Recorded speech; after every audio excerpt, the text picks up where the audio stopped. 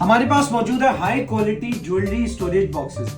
ये हमारे पास बेसिकली दो साइजेज में मौजूद है।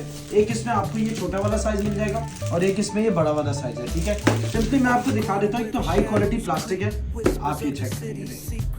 और सबसे बड़ी आसानी क्या है, यहाँ पे आपको ये बॉक्स जैसे ब्रीफकेस खुलता है ना, उस तरह से खुलता है। उसके अलावा इसमें बने हुए सेक्शंस, आप अपनी मर्जी से अगर आपको इसमें छोटी ज्वेलरी, आपके पास ज्वेलरी है जैसे रिंग्स हो गई, कोई भी ऐसे इयर रिंग्स टाइप की चीज होंगी, तो आप ये वाले सेक्शन इस्तेमाल कर सकते हैं। अगर आपको इसके सेक्शन बड़े करने तो आप ये देखिए, ये आप चेक करें, ये इसके रिमूव हो जाते हैं।